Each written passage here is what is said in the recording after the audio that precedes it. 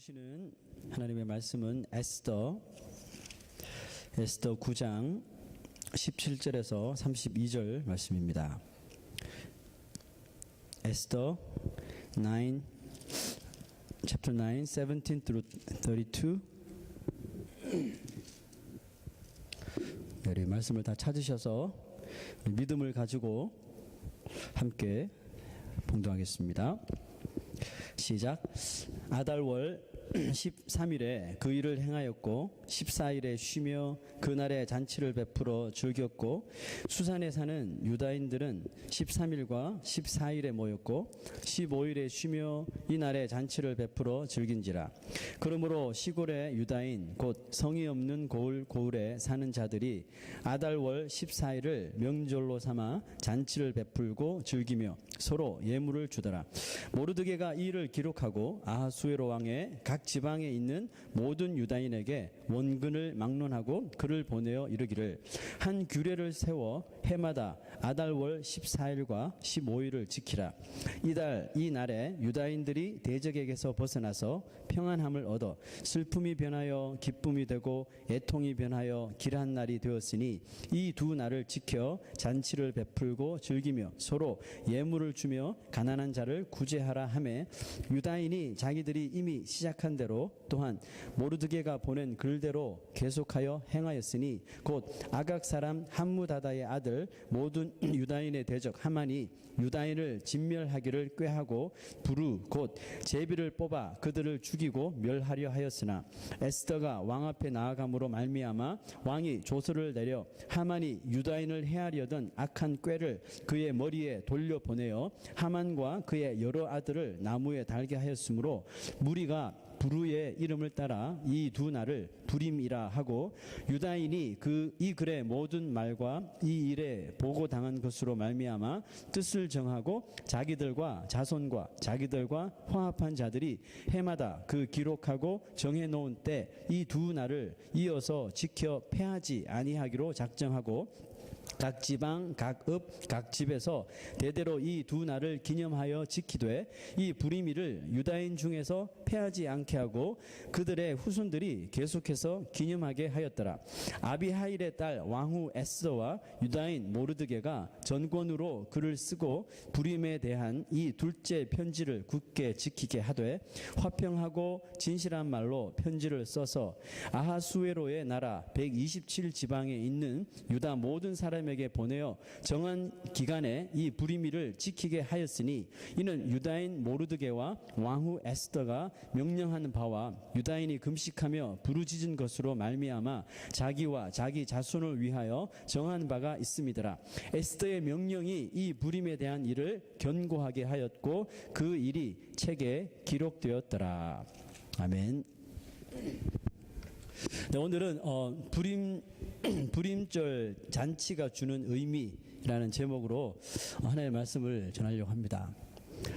에스더를 1장부터 쭉 살펴보면 참으로 이렇게 뒤집어지는 사건이 많았죠. 반전에 반전이 계속 연속으로 있었습니다.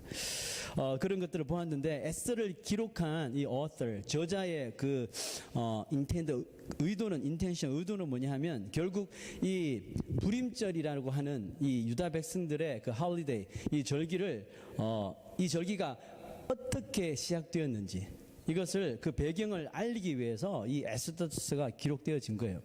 그래서 1장에서 9장의 이야기가 이렇게 전개되었다는 것을 지금까지 설명한 이 에스더 저자는 이제 이 부림절을 지키는 이 유다 백성들이 과연 어떤 생각을 가지고 어떤 마음으로 어떤 삶을 살아야 하는지를 이제 마지막에 기록하고 있습니다.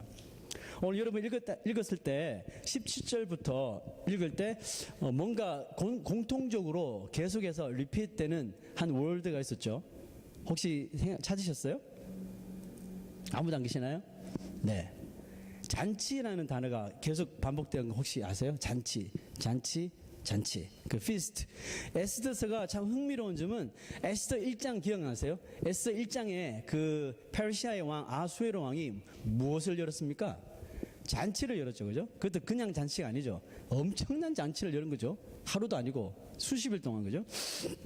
에스더서는 잔치로 시작해서 이제 9장 10장이 마지막인데 이 잔치로 끝내는 게 또 에스더예요. 그죠? 1장 시작부터 나타나는 이 잔치는 왕 아하수에로가 열었던 잔치인데, 즉 사람이 사람에게 나타내기 위해서 만든 잔치였어요. 우리가 보셔서 아시겠지만 얼마나 그 이 잔치가 화려하고 세상에서 볼 수 없는 막 형형색색의 모든 것들을 다 해서 데코레이션을 하고, 가장 비싼 음식을 두고 가장 비싼 술잔에 가장 비싼 와인을 마시며 뭐 이런 것들이겠죠. 그 인간이 주도하는 잔치는 되게 매력적이에요. 어트랙티브하고 또 되게 화려하고 뭐 사치성이 좀 있고, 그 중에는 또 잔치를 배설한 사람은 자기를 나타내려고 하는 자기 과시성이 있고. 근데 여러분, 이 인간이 주도하는 이런 잔치의 끝은 뭘까요? 우리가 아하수에로 왕이 베풀었던 그 잔치의 끝이 뭐였어요? 보니까 왕후는 스트레스 받아가 근데 죽이니 살리니 그러고, 아하수에로는 그렇게 자기 과시를 했는데 안 먹혀 들어가고, 그러니까 잔치를 더하고 더하고 더해도 계속해서 이게 올라가지 않고 마음이 떨어지는 것을 봅니다.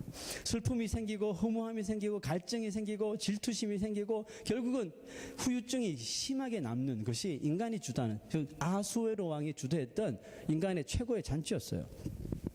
결국 인간이 만드는 잔치는 자아 만족을 위한 것인데, 아무리 좀 더 멋진 화려한 매력적인 잔치를 열어보아도 미안하지만 우리의 이 자아가 우리가 만든 잔치로는 채워지지 않는다는 거예요. 끝없는 갈급함이, 갈망함이 있다는 거예요. 반면에 우리가 오늘 읽었던 본문에 나타나는 또 다른 잔치가 있어요. 이것도 보니까 유다 백성들이 즐거워서 좋아서 만든 잔치예요. 그죠? 인간이 주도한 잔치지만 그 내용은 좀 달라요. 이 잔치는 자기를 과시하거나 자기 만족을 위한 잔치가 아니네요. 모르드게는 온 유다 백성이 너무나 기뻐 스스로 시작한 이 잔치를 아예 유다 백성들의 그 할리데이로 만들어서 모든 유다 백성들이 가까이 있든지 멀리 있든지 유다 백성들이 once a year, 매년 이 불임절을 지키도록 아예 법을 만들어 버렸어요. 그 규례의 내용이 뭐예요? 우리가 이 불임절을 만나면 무슨 일 행동을 해야 되는가? 자, 22절 봅시다. verse 22, 우리 다 같이 읽어볼게요. 시작. 유다인들이 대적에게서 벗어나서 평안함을 얻어 슬픔이 변하여 기쁨이 되고 애통이 변하여 길한 날이 되었으니 이 두 날을 지켜 잔치를 베풀고 즐기며 서로 예물을 주며 가난한 자를 구제하라.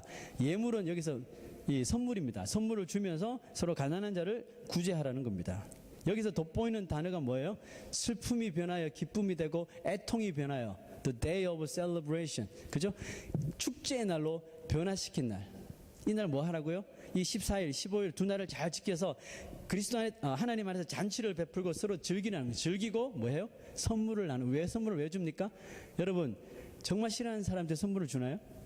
아니죠. 호감 있고 마음 있고, 그죠? 기쁨으로 주는 거죠. 선물을 주며 또 가난한 자들을 되돌아보며 구제하라 그랬어요. 자, 이 말씀에 공교롭게도 하나님이라는 단어는 빠져 있죠. 그죠? 하나님이라는 단어가 빠져 있어요. 에스더는 처음에 이야기했지만 어디에서도 에스더에서는 하나님이라는 단어가 없어요. 그런데 놀랍게도 우리는 하나님이 계시는 것을 발견할 수 있어요. 이게 에스더스죠. 자, 22절 말씀에도 하나님이라는 단어는 빠져 있지만 유다 백성들이 스스로 시작한 이 잔치의 주인은 누구예요? 바로 하나님이더라는 겁니다. 대적 하만에게서 극적으로 구원해 주신 하나님. 그들의 슬픔이 영원한 슬픔이잖아요. 다 죽게 되었으니까 영원한 슬픔을 당해야 되는데 하나님이 극적인 은혜를 베풀어 주셔서 영원한 기쁨으로 변화시켜 준 거예요. 그 슬픔이 변하여 기쁨이 되게 하여 주시고 그들의 영원한 눈물을 변화시켜서 찬송이 되게 하신 그 하나님이 바로 이 잔치의 주인공이었다는 겁니다. 이것이 바로 하나님이 주도해 주시는 잔치의 모습이에요. 하나님이 주도하는 잔치, 화려함이 아니라 바로 우리 inner, 내면에서 우러나오는 기쁨이 있는 잔치가 바로 하나님께서 계시는, 하나님께서 주도하시는 잔치예요. 그럼 이 잔치의 끝은 뭘까요? 바로 은혜와 감격으로 넘쳐나는 거죠. 무엇보다도 멈추지 않는 아주 풍성한 기쁨이 충만하게 우리 삶 속에 계속적으로 스테디하게 나타나는 것. 이것이 하나님께서 주도하시는 잔치의 특징입니다. 그러니까 여러분, 우리가 드리는 이 예배도 우리가 예배 시간을 정하고 예배 순수를 정하고 찬양 순수를 정하고 하지만 결국 이 예배는 누가 주도하는 거예요? 성령님, 하나님이 주도하시는 예배, 하나님께서 펼쳐놓으신, 오픈하신 우리의 잔치라는 거예요. 그래 여러분 이 잔치 자리에 와서 슬픈 채로 돌아가시고 근심 채로 돌아가시고 짐 더 하나 얻어서 돌아가시고 하면 안 되겠죠. 그죠? 슬픔이 변하여 기쁨이 되고 애통이 변하여 축제의 날이 되게 하여 주신 그 하나님을 다 만나시는 여러분 되시기를 축원합니다. 모르드게는 이 명절의 이름을 부림일, 발음이 잘해야 되는데 부림일입니다. 부림일이라 불렀습니다. 자, 왜 이 단어가 이렇게 되냐면 부르라고 하는 즉 처음에 하만이 유다 백성들을 죽이려고 날짜를 택하기 위해서 뭐 했습니까? 제비를 뽑았죠. 그죠? 그 제비 뽑는 것을 히브리어 말로 부르라고 합니다. 그래서 이 부르의 단어를 변형시켜서 부림이로 이렇게 바꿨어요. 이 모르드게가 하필 이 부르라고 하는 단어를 바꿔서 부림절로 만든 이유가 뭘까요?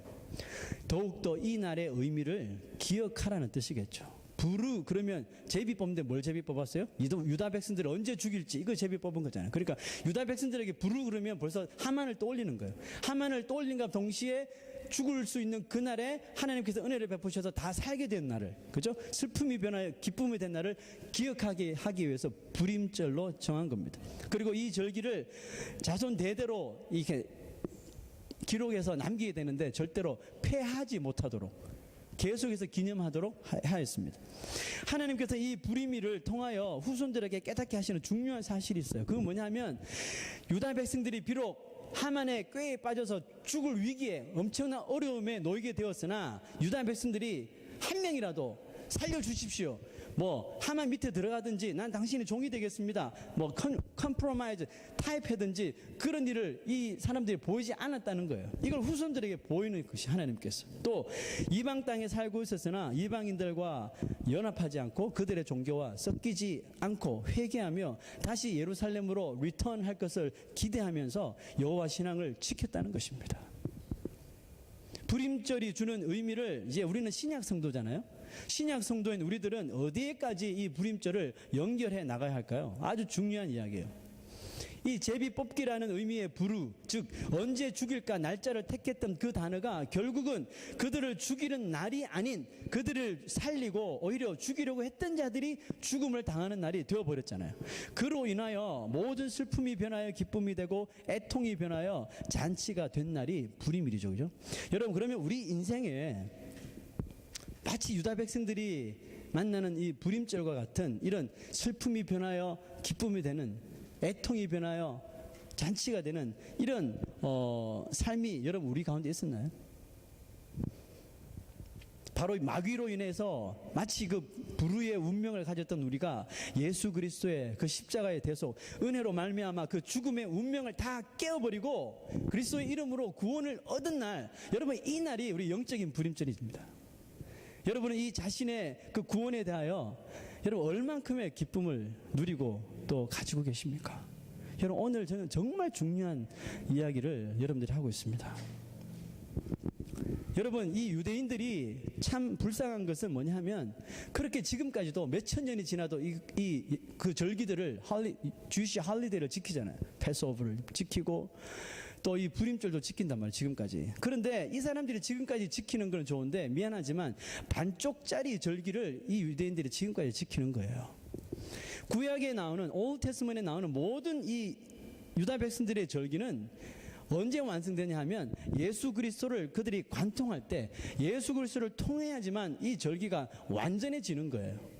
저들은 6월절은 거창하게 보냈지만 예수 그리스도까지 이것을 나오지를 못해요. 이 6월절 의미가 예수 그리스도의 의미 아닙니까? 그래서 나아가지 못하는 거예요.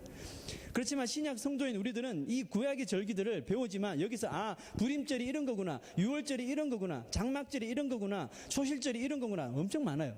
뭐 77절이 이런 거구나 지식으로 알면 안 된다는 거예요. 우리 신약 성도는 여기서 이 의미를 가지고 어디를 가야 돼요? 예수 그리스도께까지 나가고 결국은 예수 그리스도를 통하여 우리 삶에 이 절기들이 다 apply, 적용되어진다는 거예요.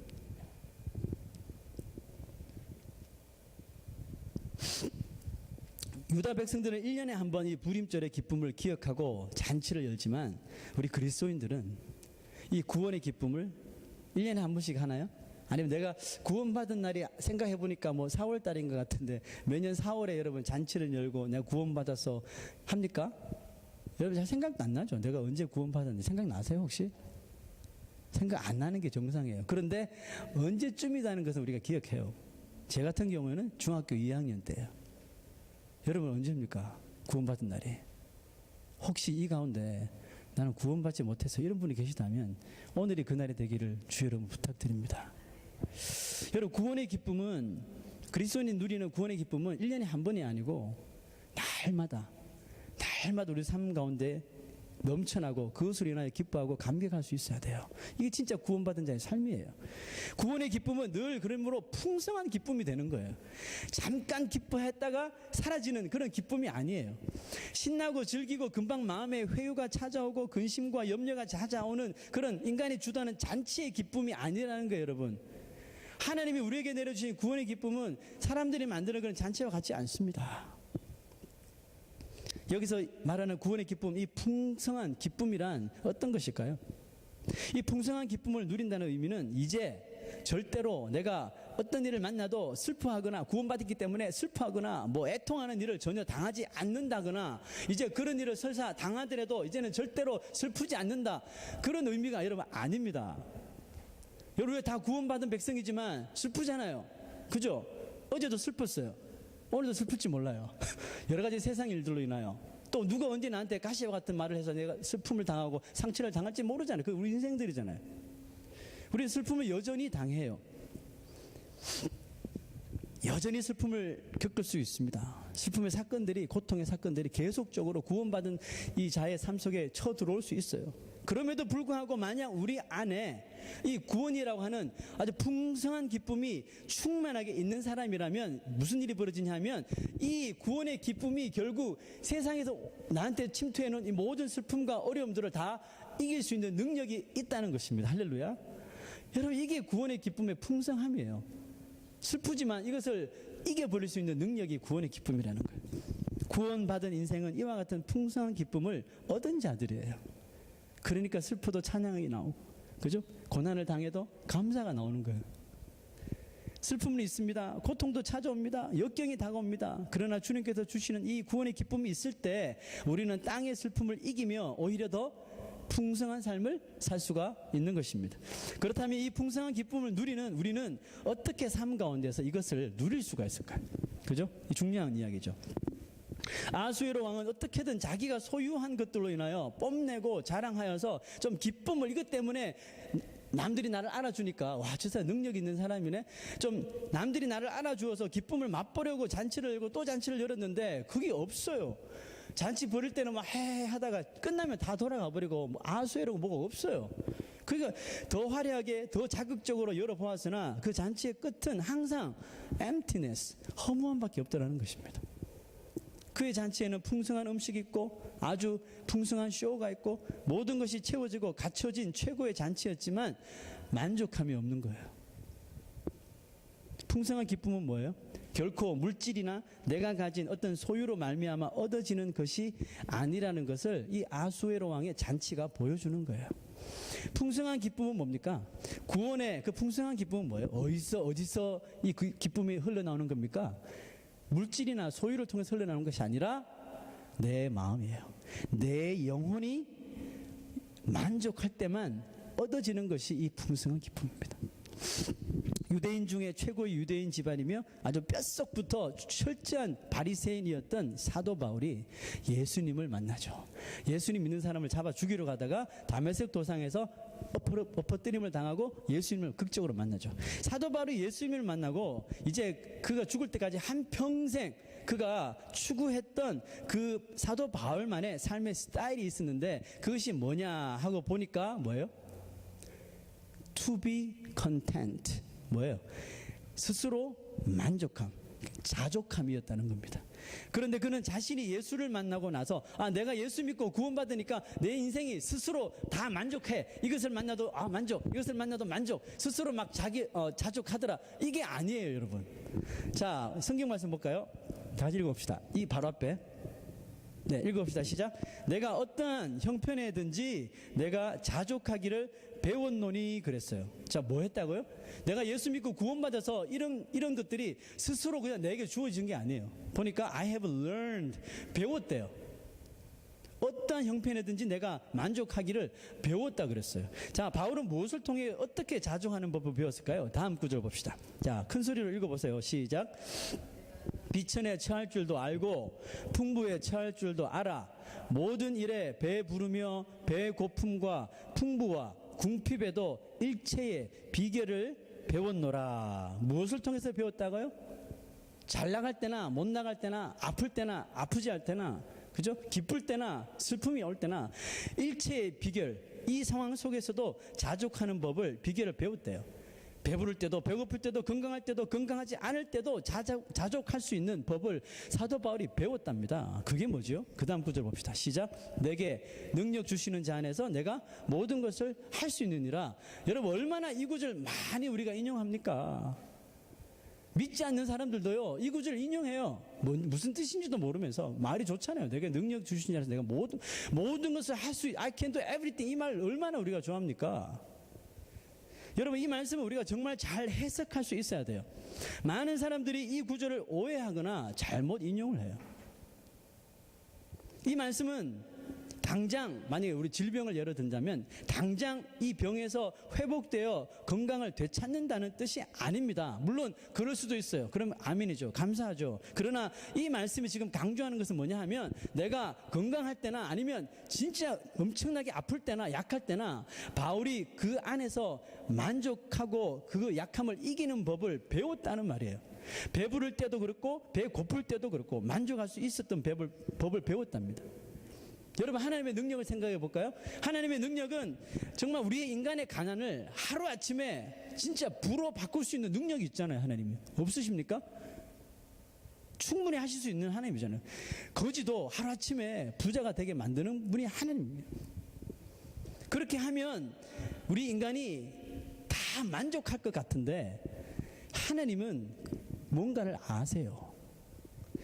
그렇게 해서 그것으로 인하여 우리가 채워지면 참 만족할 것 같은데, 우리는 그것을 통해서 만족함을 배우지 못한다는 것을 하나님은 너무너무 잘 아시는 거예요. 그래서 그렇게 하지 않을 때가 더 많더라고요. 우리로 하여금 가난 속에서 가난을 극복할 수 있는 마음을 대신 주시는 거예요. 우리로 하여금 질병 가운데서 그 질병을 이길 수 있는 심령을 주시는 거예요. 여전히 나는 가난하고 여전히 나는 질병 가운데 콜록콜록하고 아파하지만 그 아픔을 이길 수 있는 마음의 심령의 능력을 주신다는 것입니다. 이해하십니까? 하나님은 충분히 우리의 질병을 고치고도 남는 능력이 있으나 때로는 그냥 아픈 채로 두신단 말이에요. 너 아프지? 그냥 있어. 그래요. 그러나 그 아픔이 있지만 우리가 더 하나님을 매어 붙잡고 그 아픔을 이기고 오히려 감사하고 하나님 앞에 기뻐할 수 있도록, 그리고 오히려 기도하고 찬양할 수 있는 삶을 살게 하시는 그 하나님의 선하신 목적이 그 안에 있는 것이에요. 이것이 바울이 배웠던 자족의 비밀입니다. 여러분, 이 비밀을 여러분들도 다 지금 가지고 계시나요? 다 배우셨나요? 이 비밀의 중심에는 누가 있어요? 바로 그 바울을 극적으로 만나주신 예수 그리스도가 계시는 거예요. 여러분, 우리가 예수님을 만나 구원의 선물을 받았다는 확실한 증거가 바로 이런 것이어야 합니다. 여러분, 내가 구원받았다는 것은 무엇을 통해서 여러분 알릴 겁니까? 여러분, 길 지나가다 보면 Are you saved? 이렇게 물어보는 사람이 있죠. 구원받았냐고. 그러면 뭐라고 이야기합니까? 받은 것 같기도 하고 안 받은 것 같기도 하고, 어제는 받은 것 같은데 오늘은 안 받은 것 같기도 하고. 이거 아니에요. 받으면 받은 거고 안 받으면 안 받은 거예요. 확실하게 해야 돼요. 자, 제 말 한번 들어보세요. 우리가 예수님을 만나 구원의 선물을 받았다는 확실한 증거가 이런 것이어야 되는데요. 구원의 확신을 받은 사람은 우리 입술에서 항상 이런 고백이 나와요. 무슨 일을 만나든지 만사 형통하리라. 무슨 일을 만나든지 예수 그리스도 안에서 만사 형통하리라. 이런 고백이 있어야 합니다. 자, 그런데 여러분, 이제 이 만사 형통이 무조건 내 뜻대로 되고 내 마음대로 다 내 원하는 대로 채워지는 것이 만사 형통이 아니라는 것을 아시겠죠, 그죠? 우리가 바울이 배웠던 자족의 비밀을 깨닫게 될 때 무슨 현상이 일어나는 줄 아세요? 나보다요, 내 옆에 있는 사람들, 남들이 내가 구원의 확신을 가지고 구원의 기쁨을 누리는, 그래서 내 삶이 달라지고 변화된 것을 나보다도 주위에 있는 사람들이 먼저 알게 된다는 것입니다. 자, 예를 들게요. 이 구약 성경 민수기 넘버스를 보면 이스라엘 백성들이 이제 가나안 땅을 가기 위해서 이제 마칭을 하죠. 하다가 그 모압이라고 하는 그 데절트에 모여요. 자, 거기서 이 모압의 왕이었던 발락이라는 사람이 보니까 이스라엘의 소문을 들어요. 엄청난 민족이라고 들어요. 그렇죠? 그래서 어떻게 하면 이스라엘을 물리칠 수 있을까 꾀를 내다가 생각하다가 이스라엘을 저주하면, 아주 능력 있는 사람이 이스라엘을 저주하면 이스라엘이 이제 무너지겠지, 멸망하겠지 해서 누구를 끌어들이냐 하면 그 시대 그 술사였던, 하나님 믿는 사람 아니에요. 하나님 종은 아니에요. 술사였던, 그러니까 뭐 점치고 뭐 이런 사람, 무당, 그 발람, 이름도 비슷한데 형제 아닙니다. 발람이라고 하는 그 사람을 돈을 주고 매수해서 데리고 와요. 그래서 산 위에 올라가서 모압 평지, 모압 데절트를 바라보면서 이스라엘을 향해서 손 들고 저주하도록 돈을 주고 매수한 거예요.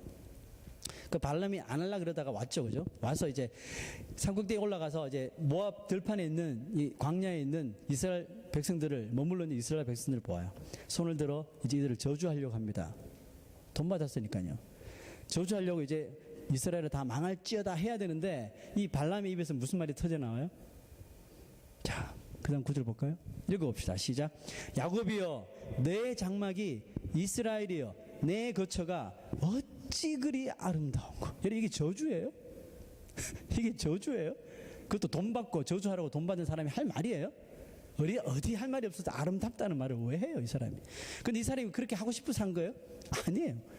슬픔이 변하여 기쁨이 되는 것처럼요, 이 저주의 입술이 변하여 축복의 입술이 된 거예요. 현실적으로 이스라엘의 지금 그 모습은 절대로 아름다운 모습이 아니에요. 여러분, 생각해 보세요. 지금 이스라엘 백성들이 어디에 있다고요? 사막 한가운데 있어요. 사막 한가운데 사람이 금방 죽어나가는 사막이 있단 말이에요.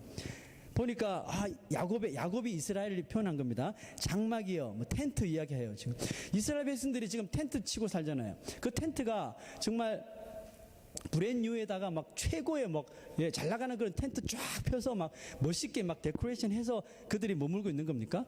아니에요, 여러분.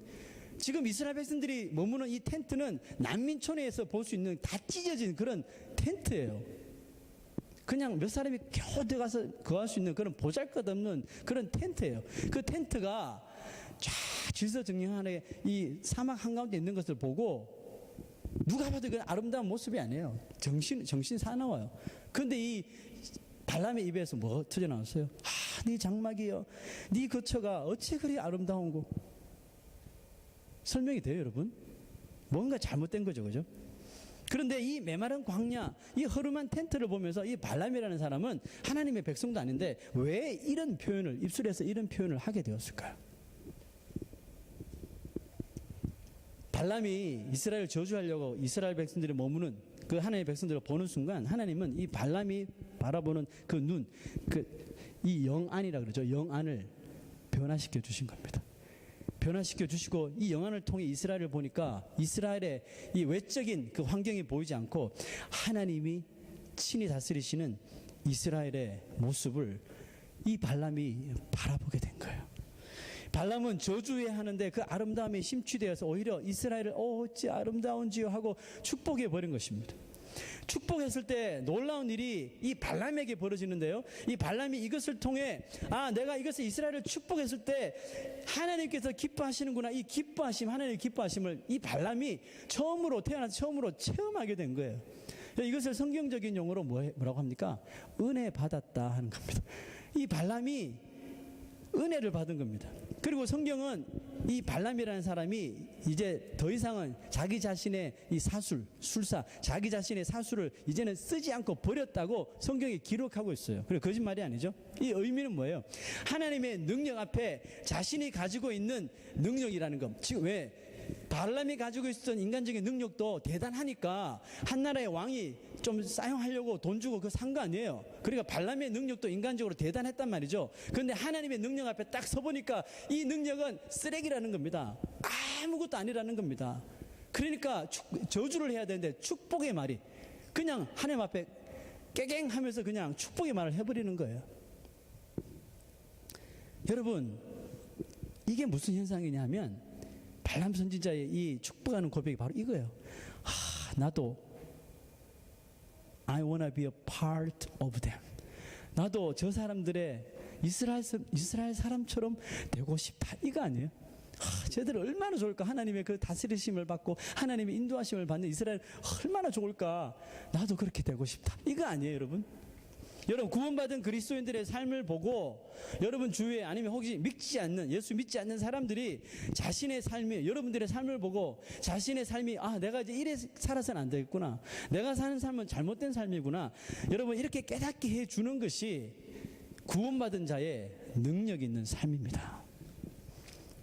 그리스도인들은 사는 것도 그저 그렇고 뭐 잘 사는 사람도 있겠지만, 그리스도인들은 사는 것도 그저 그렇고 뭐 즐길 줄도 모르고 돈도 그렇게 많이 버는 것도 아닌데 왜 저렇게 얼굴에 항상 보면 기쁨이 넘쳐나고, 안 그런 사람도 많지만 기쁨이 넘쳐나고 항상 입에서 뭐 맨날 하면 흥얼흥얼 주여 주여 은혜 사랑 뭐 흥얼흥얼 맨날 입에서 뭐 일하면서도 나오고 뭐 노래가 나오고, 다 같이 일 때문에 짜증나고 막 스트레스 받는데 혼자 스트레스 안 받는 것 같고, 금방 아프다고 했는데 또 감사가 나오고 찬양이 나오고, 이 크리스찬들 진짜 이상한 사람들이네. 믿지 않는 사람들이 그리스도인들을 보고 이런 고백이 나와. 그런데 여러분, 만약에 이런 말을 하는 사람이 있다면 이 사람의 마음에는 무슨 마음이 있냐 하면 나도 그렇게 되고 싶어, 이거 아니에요. 구원의 기쁨 때문에 스트레스도 스트레스가 아니고 슬픔도 슬픔이 아니고 괴로움도 괴로움이 아니고, 물론 상황은 그대로 있지만 구원의 기쁨이 더 커서 이 모든 것들을 다 밟아서 찬양하고 기뻐하고 감사하는 사람, 그 모습을 통해서 믿지 않는 사람이 마치 그 발람 선지자처럼요, 나도 저렇게 되었으면, 이거 아니에요, 여러분? 이게 구원의 기쁨을 누리는 사람들이 세상에 보여주는 그런 능력이라는 거예요. 여러분, 이런 삶을 사시게 되시길 주의 이름으로 축원합니다. 믿지 않는 사람들로 하여금 나도 저렇게 되었으면 하는 마음을 줄 수 있는 능력, 이것이 바로 구원의 기쁨을 삶 가운데서 풍성하게 누리는 자의 모습이에요. 저는 건강한 교회 우리 성도들이 주위의 사람들한테 이런 고백을 해서, 그 사람이 우리 건강교회 성도한테 바로 다이렉트로 이야기하진 않았지만 나한테 전화해서 건강교회 어떤 누구한테 정말 감동받아서 건강교회 안 가고는 어쩔 수 없고 100일 수가 없어요. 이런 꿈 같은 이야기를 좀 듣는 일이 있었으면 좋겠습니다. 그렇게 될 줄로 믿고요. 여러분, 내가 생각하기에 나는 분명히 변한 것 같은데, 내가 예수 믿고 구원받아서 내 삶이 변화된 것 같은데, 내 생각도 변하고 내 가치관도 변하고 내 계획도 변하고 내가 추구하는 것도 변하고 다 변화된 것 같은데 아무도 나의 이 변화를 알아주는 사람이 없어. 그러면 여러분 얼마나 섭섭할까요?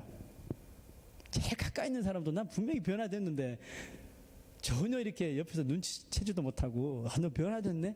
무슨 일이지? 이렇게 말해주는 사람이 없어요. 얼마나 여러분 섭섭합니까? 이런 일을 만날 때 우리가 해야 할 일이 두 가지예요. 하나는 뭐예요? 뭘까요? 첫째는 미안하지만 나는 변화되었지만 진짜 변화된 삶을 아직까지 주위에 많이 보여주지 못한 삶, 진짜 기쁨의 삶을 보여주지, 나는 생각으로는 변한 것 같은데 구체적으로 내 삶 가운데 그런 기쁨의 행함이 없을 때. 둘째는